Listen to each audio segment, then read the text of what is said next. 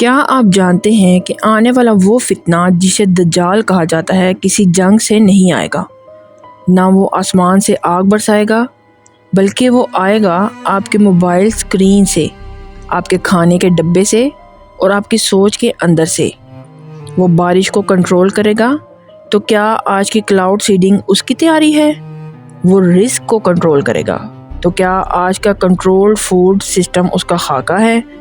یہ ویڈیو آپ کو وہ کچھ دکھائے گی جو آپ نے کبھی اس زاویے سے نہیں دیکھا۔ آخر تک ضرور دیکھیے گا۔ کیا آپ جانتے ہیں پر ہم آپ کو وہ حقائق دکھاتے ہیں جو نظر نہیں آتے، وہ سوال پوچھتے ہیں جو آپ نہیں پوچھتے۔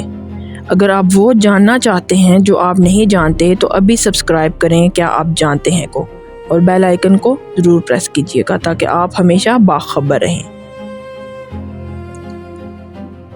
دجال بارش، رزق اور سوچ کو کیوں کنٹرول کرے گا؟ رسول اکرم صلی اللہ علیہ وسلم نے دجال کو کبھی جادوگر قرار نہیں دیا، نہ ہی اسے صرف ایک ظالم حکمران کہا، بلکہ آپ صلی اللہ علیہ وسلم نے فرمایا دجال آدم علیہ السلام کی تخلیق کے بعد آنے والا سب سے بڑا فتنہ ہے، اور یہ فتنہ اس لیے بڑا نہیں ہوگا کہ دجال کے پاس طاقتور ہتھیار ہوں گے، نہ اس لیے کہ اس کے پاس فوجیں ہوں گی، بلکہ اس لیے کہ وہ انسان کی آنکھ، احساس اور یقین تینوں کو کنٹرول کرے گا۔ وہ اس وقت آئے گا جب انسان حق سے زیادہ نظاموں پر یقین کرے گا، آنکھوں سے زیادہ سکرینز پر اعتماد کرے گا اور اللہ سے زیادہ آرام کو ترجیح دے گا۔ نبی اکرم صلی اللہ علیہ وسلم نے فرمایا ہر نبی نے اپنی قوم کو ایک آنکھ والے جھوٹے سے خبردار کیا ہے۔ رسول اللہ صلی اللہ علیہ وسلم نے فرمایا دجال آسمان کو حکم دے گا اور وہ بارش برسائے گا۔ یہ سن کر اکثر لوگ سمجھتے ہیں کہ یہ کوئی الہی طاقت ہو گئی، لیکن حقیقت یہ نہیں، یہ رحمت نہیں ہوگی، یہ مشروط رزق ہوگا۔ جو لوگ دجال کی اطاعت کریں گے ان پر بارش ہوگی، فصلیں اگیں گی اور رزق ملے گا، اور جو انکار کریں گے ان کے علاقے خشک ہو جائیں گے، قحط ہوگا اور بھوک پھیلے گی۔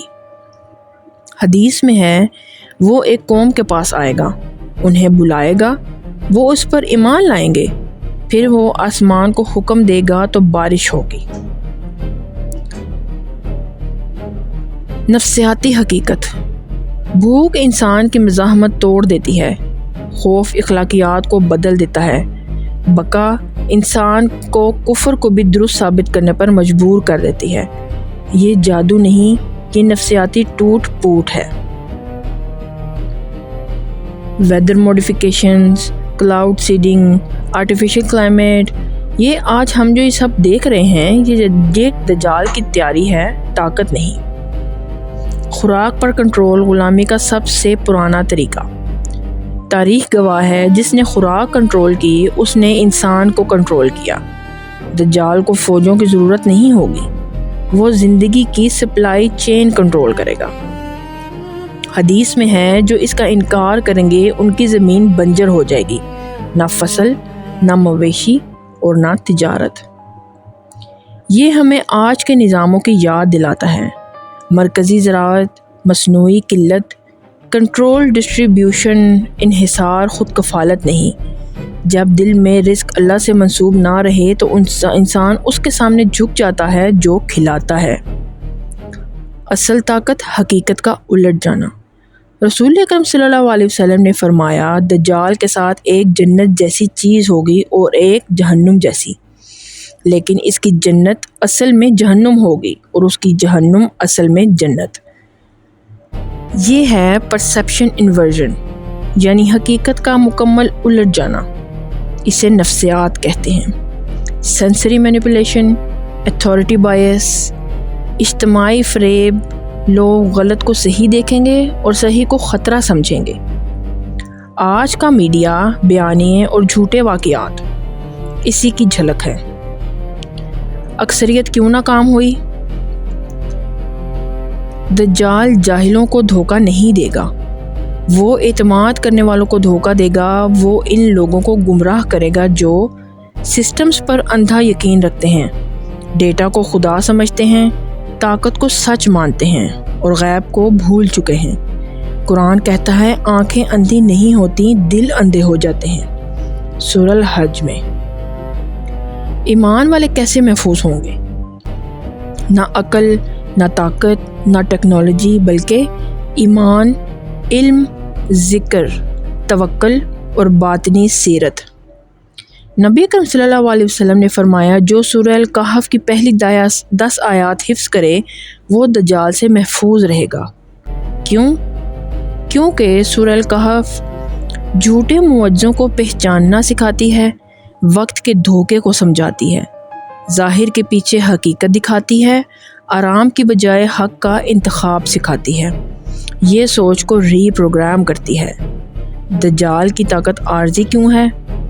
دجال سسٹمز کنٹرول کرتا ہے، اللہ وجود کنٹرول کرتا ہے۔